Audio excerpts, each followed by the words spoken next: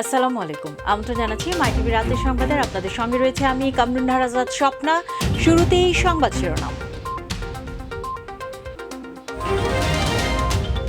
দেশে করোনায় একদিনের রেকর্ড 247 জনের মৃত্যু, সর্বোচ্চ শনাক্ত 15,192 জন, কবরস্থানে স্বজনদের আহাজারি। রাজধানীর হাসপাতালে বাড়ছে করোনা রোগী, চরম আইসিইউ সংকট, নতুন 4,000 চিকিৎসক নিয়োগ দেওয়া হবে। কঠোর লকডাউনের চতুর্থ দিনে সড়কে যান চলাচল বেড়েছে, নগরীর প্রবেশ মুখে মানুষের চাপ, হিমশিম খাচ্ছে আইন শৃঙ্খলা বাহিনী। কোরবানির পশুর চামড়া নিয়ে বিপাকে দিনাজপুরের ক্ষুদ্র ও মৌসুমী ব্যবসায়ীরা, কেনা দামেও চামড়া নিচ্ছে না আড়তদাররা।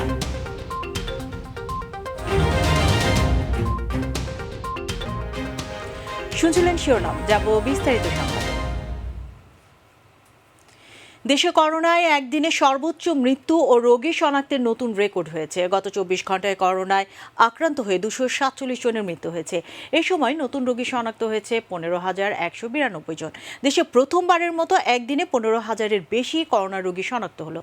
এদিন নমুনা পরীক্ষাও হয়েছে সবচেয়ে বেশি, 50,952 জনের।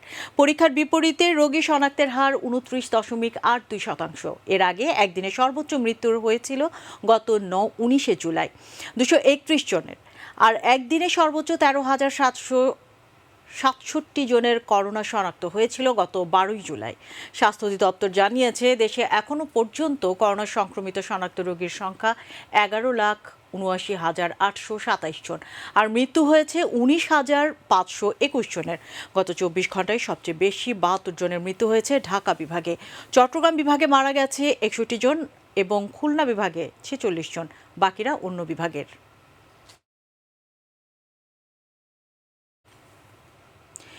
দিন যতই যাচ্ছে ততই দীর্ঘ হচ্ছে করোনার মৃত্যুর সারি। না ফেরার দেশে চলে যাওয়াদের স্বজনদের কান্নায় ভারী হচ্ছে বাতাস।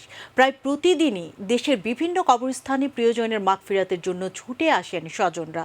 অশ্রুসিক্ত নয়নে সৃষ্টিকর্তার কাছে প্রিয়জনের নাজাত আর শোক সইবার প্রার্থনা জানান। রফিকুল ইসলামের ক্যামেরায় মাহবুব সৈকতের রিপোর্ট। এমন মৃত্যু দেখেনি কেউ কোনোদিন।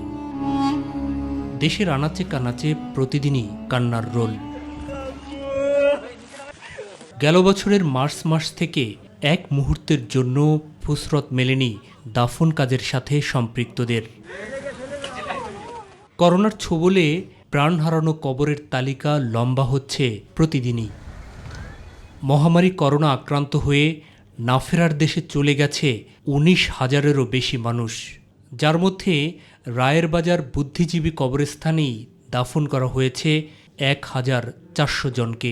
ওনাকে ঢাকা মেডিকেলে নিয়ে যাওয়া হয়েছে। আমার যেই সিচুয়েশন ছিল সেই সিচুয়েশন দেখে বলল যে সাসপেক্টেড কোভিড। জুম্মার সময়ই মারা গেছে। আমরা 3 ভাই বোনের মধ্যেও বড় ছিল। কত ছিল? ওর বয়স 33 বছর, চাকরি করতো, সাংবাদিক ছিল। শুরুতে করোনায় মৃতদের দাফনে স্বজনদের পাশে পাওয়া না গেলেও এখন বদলেছে সে অবস্থা। সিমটমটা আসলে আমরা বুঝতে পারি নাই, চিকিৎসার সাথে সাথে আর কি নিয়ে গেলাম বাংলাদেশ মেডিকেলে। এফোর্ট দিতে পারতেছিলাম না আমরা, পরে আর কি ইয়াটিয়া করে ঢাকা মেডিকেলে নিয়ে গেছি। চিরনিদ্রায় শায়িত প্রিয়জনের আত্মার মাগফিরাত কামনায় ছুটে আসছেন স্বজনরা। জুম্মার পরে আব্বা আমার কবরটা জিয়ারত করে, তারপরে মাঝে মাঝে মিসিং হয়। প্রতিদিনই তো আসলে ডিজিএইচএস যখন আসে দেখি 200 জন 210 জন চিন্তায় থাকে, বাট কখনো ভাবিনি যে সেটা আমার পরিবারের উপর দিয়ে আসবে আর কি। মহামারী করোনা কেড়ে নিয়েছে প্রবীণ, যুবা, এমনকি সতেজ তরুণদেরও। একে নিয়তি হিসেবেই মেনে নিয়েছেন বেঁচে থাকা আপনজনরা। গত 31 বছর আমি আর আমার ভাই একই বিছানায় ঘুমিয়েছি। আমার বাবা চুপচাপ হয়ে গেছেন, প্রচণ্ড ভেঙে পড়েছেন। আমার মা, ছোট বোন, বলার মতো না, ও যে এই অবস্থা চলে যাবে। চেষ্টা করতেছি সেই শোক থেকে কিভাবে নিজেদেরকে রিকভার করা যায়। বন্ধু কিংবা ভাই, মা বাবা অথবা আদরের বোন কিংবা প্রিয় দাদু শুয়ে আছেন, তাই তো সময় পেলেই ছুটে আসেন এখানে।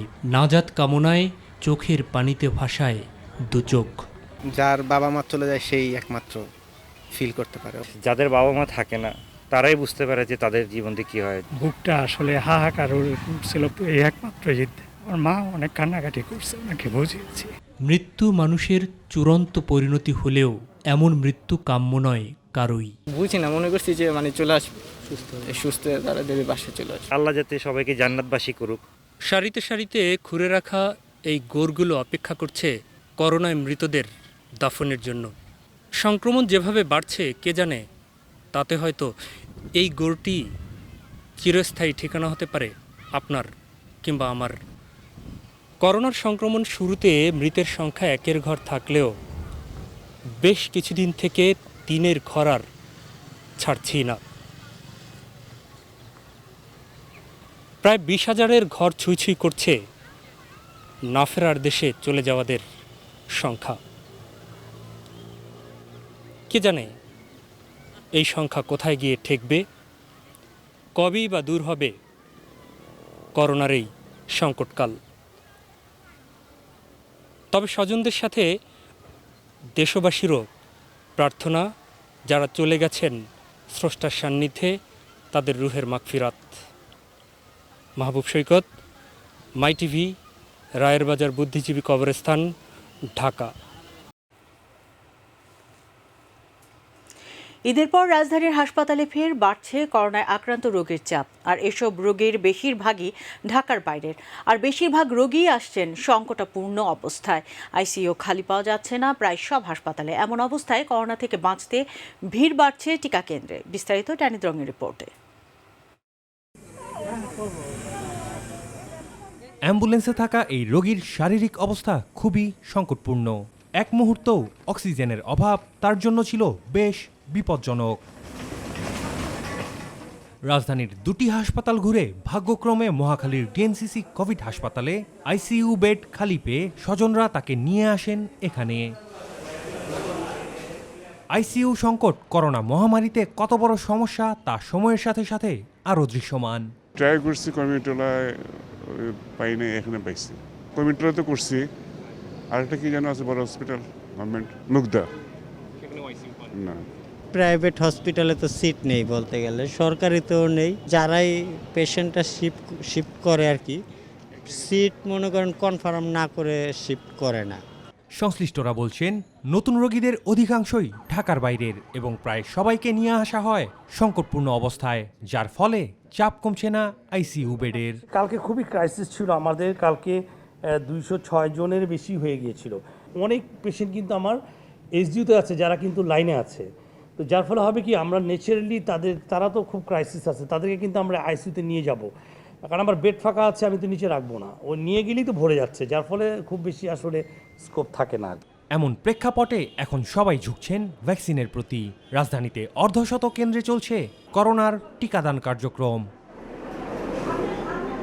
আর কেন্দ্রগুলোতে সবসময় চাপ টিকা নিতে আসা মানুষের। গতকালকে আসতে আসতে লেট হয়ে গেছে, তারপরে টিকা দেওয়া অফ করে দিছে। হ্যাঁ, আজকে আসতে বলছে। আর এরা ভিতরে কি লোক কি কম নেয় কিনা, আমরা তো অনেকক্ষণ যাবত দাঁড়ানো। আগামীকালকে ডেট, এই জন্য আগামীকালকে ডেট, আজকে নিতে আসছিলাম। করোনা থেকে বাঁচতে টিকা নেওয়াকে খুবই জরুরি বলেও মনে করছেন অনেকে। প্রত্যেক মুহূর্তে একটা শঙ্কায় ছিলাম যে কখন কি হয় না হয়। এখন অ্যাটলিস্ট নিজের মনে হবে যে না, আমি মোটামুটি সেফ আছি। পরেরটা নেওয়ার পর হয়তো আরও কনফিডেন্স ফিল করব। অনেক স্টুডেন্টের এনআইডি কার্ড নাই, তারা কি করবে? এটা একটা সমাধান তো হওয়া দরকার। আমার ছেলে। রাজধানীর কেন্দ্রগুলোতে দেয়া হচ্ছে যুক্তরাষ্ট্রের মডার্নার টিকা। ড্যানিত রং, মাই টিভি, ঢাকা। করোনা সংক্রমণ রোধে সরকার ঘোষিত বিধিনিষেধ মানুষ না মানায় বিস্ময় প্রকাশ করেছেন স্বাস্থ্যমন্ত্রী যায়েদ মালিক। তিনি বলেন, এরই মধ্যে হাসপাতালের 90% বেডই রোগী ভর্তি রয়েছে। শিগগিরই 4000 চিকিৎসক নিয়োগ দেওয়া হবে। আর জনপ্রশাসন প্রতিমন্ত্রী ফরহাদ হোসেন জানিয়েছেন, বিধিনিষেধের মধ্যে কলকারখানা চালু রাখা হলে আইনানুগ ব্যবস্থা নেওয়া হবে। পোশাক কারখানাগুলো খুলে দেওয়ার বিষয়ে এখন পর্যন্ত কোনো চিন্তাভাবনা নেই বলেও জানান তিনি। মন্ত্রিপরিষদ বৈঠক শেষে সচিবালয়ে এসব কথা বলেন তারা। আরও জানাচ্ছেন রাকিব হাসান। সচিবালয়ে মন্ত্রিপরিষদ বৈঠক শেষে কঠোর লকডাউন নিয়ে গণমাধ্যমের সাথে কথা বলেন জনপ্রশাসন প্রতিমন্ত্রী ফরহাদ হোসেন। যে আমাদের এই সংক্রমণ কমানোর জন্য একটা ব্রেক প্রয়োজন, এবং ব্রেকটার জন্য এইটাই হচ্ছে উপযুক্ত আমাদের কৌশল। সেটা হচ্ছে আপনার এই স্বাস্থ্যবিধি যেটা আছে, বিধিনিষেধটা। তো সেক্ষেত্রে এটা যাতে করে কার্যকরীভাবে হয় এই কয়দিন, এবং সেটা 5ই আগস্ট পর্যন্ত কার্যকরীভাবে করার একটা নির্দেশনা আছে। তিনি জানান, অযৌক্তিক কারণে কেউ বের হলে তাকেই আইনের সম্মুখীন হতে হচ্ছে। যদি কেউ আইন আমাদের এই বিধিনিষেধের আওতার মধ্যে যেগুলো আছে সেগুলো যদি কেউ খুলে থাকে, সেটা আমরা করছি। সেটা পর্যবেক্ষণ করছি যে কারা খুলছে, এবং সেটা যদি কেউ খুলে থাকে এরকম যদি ফাইন্ডিংস পাওয়া যায় তাদের বিরুদ্ধে আইনানুগ ব্যবস্থা নেওয়া হবে। করোনার সংক্রমণ বৃদ্ধি পাওয়ায় হাসপাতালগুলোর সক্ষমতার কথা তুলে ধরেন স্বাস্থ্যমন্ত্রী। লকডাউনের 3-4 দিন চলছে, কিন্তু রাস্তাঘাটে যেভাবে মানুষ চলাফেরা করছে, যেভাবে গাড়ি চলাচলা করছে, আমরা তাতে খুবই দুঃখিত। তারা লকডাউন ব্রেক করতেছে এবং তারা নিজেদের ক্ষতি করতেছে। আপনারা জানেন প্রত্যেকটা রাষ্ট্রেরই সক্ষমতার একটা সীমাবদ্ধতা আছে, সকল ক্ষেত্রেই। হাসপাতালেও সীমাবদ্ধতা আপনারা জানেন আছে। 90% সিট প্রায় অলরেডি বুকড হয়ে গেছে, রুগী আছে সেখানে। তারপরেও আমরা চেষ্টা করে যাচ্ছি, আমরা যতদূর পারি করে যাব। ওয়ার্ড পর্যায়ে ভ্যাকসিন কার্যক্রম জোরদার করা হচ্ছে জানিয়ে নতুন 4000 ডাক্তার নিয়োগ দেওয়ার কথা জানান জাহিদ মালেক। ভ্যাকসিনেশন কার্যক্রমটা জানি ওয়ার্ডে থেকে শুরু হয়ে যায়, ওয়ার্ড, ইউনিয়ন, উপজেলা, এবং ওয়ার্ডে যে সমস্ত বয়স্ক লোকরা আছে সেই বয়স্ক লোকদেরকে ভ্যাকসিনেট করার ব্যবস্থা করা। রাকিব হাসান, মাই টিভি, ঢাকা।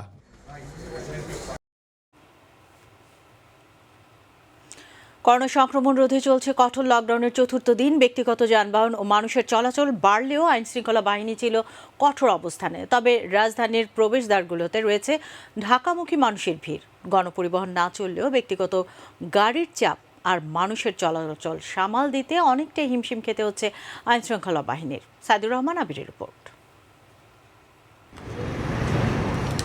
করোনা সংক্রমণ রোধে চলছে কঠোর লকডাউনের চতুর্থ দিন। রাজধানীর প্রধান সড়কগুলো অনেকটা যানবাহন ও মানুষের চাপমুক্ত থাকলেও ভিন্ন চিত্র রাজধানীর প্রবেশদ্বারগুলোতে। এই চিত্র রাজধানীর অন্যতম প্রবেশদ্বার আবদুল্লাপুরের। সকাল থেকেই ছিল যানবাহন ও মানুষের চাপ। বেলা বাড়ার সাথে সাথে বাড়ছে যানবাহন ও মানুষের চলাচল। ছিল আইনশৃঙ্খলা বাহিনীর কঠোর অবস্থান। অনেকেই নানা অজুহাতে প্রবেশ করছেন রাজধানীতে। আমার আব্বু অ্যাক্সিডেন্ট হয়েছে, ওই জন্য দেখতে যেতেছি। কোথা থেকে আসছে? আমরা আসছি গাজীপুর থেকে, যাব পিজি হাসপাতালে। মিরপুর হাসপাতালে। আমি কিশোরগঞ্জ থেকে আইছি। আমার বোন জামাই মারা গেছে তো। কোন জায়গা থেকে আসছেন? আমরা থাকি ঢাকা ক্যান্টনমেন্ট। আসছেন কোথা? আসছি চৌরাস্তা থেকে। কিসের চাকরি করেন? এমব্রয়ডারি চাকরি। এমব্রয়ডারি। তোমার ফ্যাক্টরি কি খুলছে? না, বন্ধ, সব বন্ধ। এখন আমরা হসপিটালে যাচ্ছি। জীবিকার তাগিদে অনেকে পায়ে হেঁটে আসছেন রাজধানীতে। পেটে ভাত নাই, গেছে বছর লকডাউনে 2 মাস কাম করি নাই, 1 টাকা সাহায্য পাইনি সরকার থেকে। আমাদের অফিস বন্ধ, কিছু দোকানপাট আমাদের খোলা আছে, এই জন্য কিছু সার্ভিস দিতে। কি কাজ ওখানে?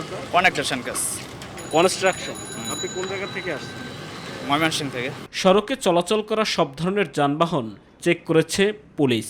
অননুমোদিত যানবাহনের বিরুদ্ধে দেয়া হয়েছে মামলা। গাড়ি নিয়ে আসতেছে, গাড়িতে আমরা জিজ্ঞাসাবাদ করতেছি। গাড়িতে যারা আসে ওরা মূলত এয়ারপোর্টের যাত্রী, অথবা টিকা দিতে আসতেছে, অথবা হসপিটালে আসতেছে। আর যারা পায়ে হাঁটে আসতেছে, পায়ে হাঁটেও অনেক লোক আসতেছে। তাদেরকে আমরা মাস্ক না থাকলে আমরা ধরি, সেক্ষেত্রে আমরা মোবাইল কোর্টের মাধ্যমে বা ম্যাজিস্ট্রেট স্যারের মাধ্যমে আমরা এটা করি, জরিমানা। সাইদুর রহমান আবির, মাই টিভি, ঢাকা।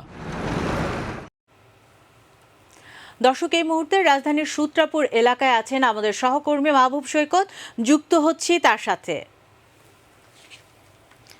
মাহবুব, নগরীর লকডাউনে সড়কের অলিগলি ও বিভিন্ন আশেপাশের কি অবস্থা লক্ষ্য করছেন?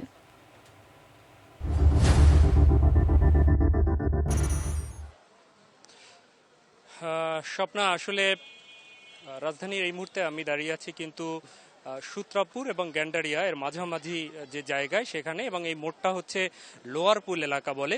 আসলে শুরুতেই আপনি জানেন এবং আমাদের দর্শকরাও জানে, করোনার যাবৎকালে সর্বোচ্চ মৃত্যুবরণ করেছে এবং সর্বোচ্চ আক্রান্ত যারা চলে গেছেন না ফেরার দেশে, তাদের রুহের মাগফিরাত এবং আত্মার শান্তি কামনা করছি।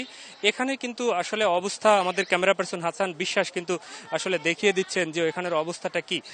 আপনি আসলে দেখতে পাচ্ছেন যে এখানে সাধারণ সাধারণ মানুষ অবাধে কিন্তু চলাফেরা করছে, বিভিন্ন জন বিভিন্ন তারা কিন্তু উছিলা দেখাচ্ছে, অনেকে হসপিটাল কিংবা অন্যান্য জিনিস। আমরা একজনের সাথে কথা বলবো, আপনি একটু দাঁড়াবেন প্লিজ। আপনার মুখে মাস্ক নাই কেন? মাস্ক আছে, বেশিক্ষণ দিয়ে রাখলে আসলে অস্বস্তি লাগে। আপনি বের হয়েছেন কেন? বের হয়েছি যে আবার এই যে ডাক্তার ওষুধ নেব। জি, আপনার আসলে আমরা দেখতে পাচ্ছি যে এখানে অসংখ্য কিন্তু লোকজন এই মোড়ে রয়েছে এবং সেখানটায় কিন্তু নারী পুরুষ নির্বিশেষে সবাই। আমরা এখানে চেষ্টা করব আরো একজন আংটির সাথে মহিলার সাথে কথা বলার। আপনি কেন বের হয়েছেন মা? আমি বেরিয়েছি প্রেশার মাপানোর জন্য। প্রেশার মাপার জন্য? কাজ হয়েছে? যে আপনার মুখে মাস্ক নাই কেন? মাস্ক ছিল, আমি মনে বলে বেরিয়েছি। ভুলে আপনি এই যে এক অসুস্থ মাপতে গিয়ে আরো বড় অসুস্থতা তো আসতে পারে। আসলে স্বপ্ন দেখলেন যে এখানের এই অবস্থা, এবং আমরা ইতিমধ্যেই প্রত্যেক গল্লিতে গল্লিতে কিন্তু অলিগলিতে দেখেছি প্রচুর লোকজনের কিন্তু ভিড়।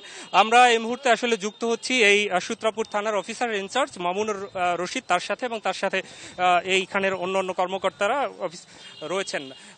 আমরা দেখতে পাচ্ছি যে অবাধে লোকজন কিন্তু চলাফেরা করছে এই ঢাকার অন্য জায়গার মতো এখানটায়ও।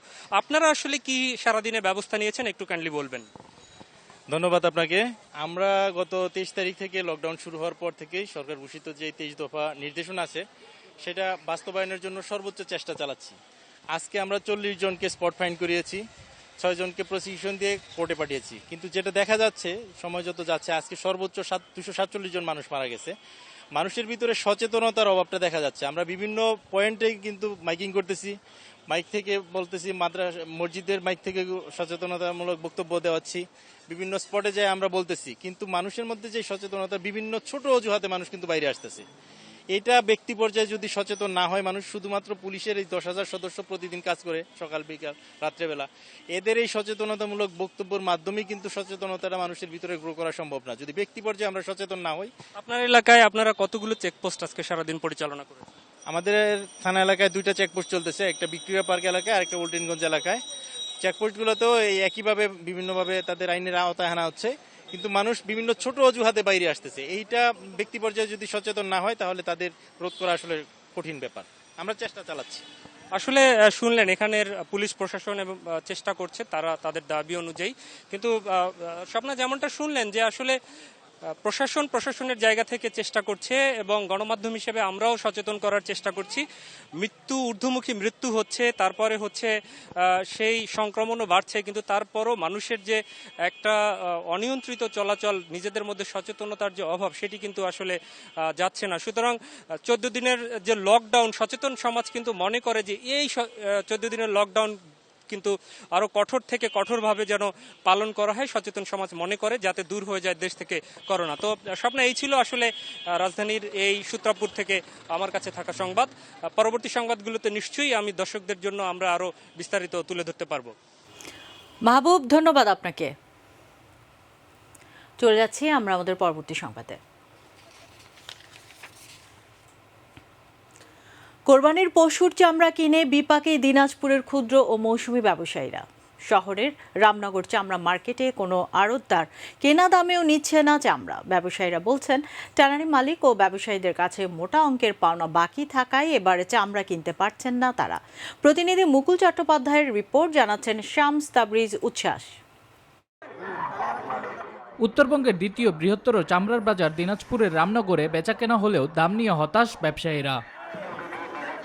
গরুর প্রতিটি চামড়া গড়ে 200 থেকে 400 টাকায় সংগ্রহ করলেও আড়তে মিলছে না কাঙ্ক্ষিত মূল্য। গরুর চামড়া বিক্রি হচ্ছে বড় আড়িয়া যেটা, সেটা 5 থেকে 600 টাকা, এর উপরে কোনো দাম হচ্ছে না। এবং গাইয়ের মাল বিক্রি হচ্ছে 1.5 থেকে 200 টাকা। খাসির চামড়া বিক্রি হচ্ছে 10 টাকা পিস। চামড়া আনছি 135 গ্রাম, দাম করে 200-250 টাকা করে। আমার ভ্যান ভাড়ায় এসে না, এটার উপরেই মনে করেন যে সংসার নির্ভর। আর আমরা মাহাজনরা পেমেন্ট মানে মাহাজনরা আমাদেরকে পেমেন্ট ঠিক মতন দেয় না। সবচেয়ে বেশি ক্ষতিগ্রস্ত হচ্ছেন মৌসুমী চামড়া ব্যবসায়ীরা। আমরা গতবার এরকম চামড়া নিয়ে আসছি, কিছু সিন্ডিকেটের মাধ্যমে আমরা কিছু ন্যায্য মূল্য পাই না। খাসি চামড়া আনছি, কিন্তু আমরা আনছি কম নম্বর থেকে 10 টাকা করে বলছিল, কিন্তু ভ্যান ভাড়াতে আমাদের লাগবে 100 টাকা। বাকি টাকা আমরা কোথা থেকে পাবো? হালকা পাতলা কিছু ব্যবসা বাণিজ্য হচ্ছে আর কি। এদিকে আড়তদাররা বলছে এবারও ট্যানারি ব্যবসায়ীদের কাছে বিগত বছরে বকেয়া পাওনা রয়েছে, তাই চলতি মৌসুমে ব্যবসা করতে হচ্ছে অনেকটা ঝুঁকি নিয়ে। টাকা সংকটে আছি, তারপরে অনেক মহাজন ঝরে গেছে, বিভিন্ন জায়গা থেকে টাকা পয়সা জোগাড় করে আবার সরকারের নির্ধারিত দামে আমরা মাল খরিদ করতেছি। শামস তাবরিজ উচ্ছ্বাস, মাই টিভি নিউজ ডেস্ক। সংবাদের শেষ প্রান্তে আমরা, তবে যাবার আগে সংবাদ শিরোনামগুলো জানিয়ে দিচ্ছি আরও একবার। দেশে করোনায় একদিনের রেকর্ড 247 জনের মৃত্যু, সর্বোচ্চ শনাক্ত 15,192 জন, কবরস্থানে স্বজনদের আহাজারি। রাজধানীর হাসপাতালে বাড়ছে করোনা রোগী, চরম আইসিইউতে সংকট, নতুন 4,000 চিকিৎসক নিয়োগ দেওয়া হবে জানালেন স্বাস্থ্যমন্ত্রী। কঠোর লকডাউনের চতুর্থ দিনে সড়কে যান চলাচল বেড়েছে, নগরীর প্রবেশ মুখে মানুষের চাপ, হিমশিম খাচ্ছে আইন শৃঙ্খলা বাহিনী। কোরবানির পশুর চামড়া নিয়ে বিপাকে দিনাজপুরের ক্ষুদ্র ও মৌসুমী ব্যবসায়ীরা, কেনা দামেও চামড়া নিচ্ছে না আড়তদাররা।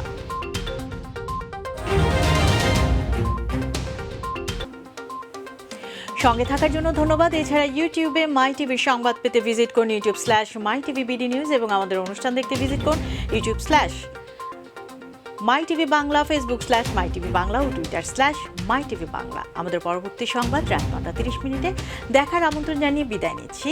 দর্শক, করোনার সংক্রমণ রোধে সবাই সতর্ক থাকুন, মাস্ক পরুন, স্বাস্থ্যবিধি মেনে চলুন। এরই সাথে শেষ করছি আমি কামরুন্নাহার আজাদ স্বপ্না।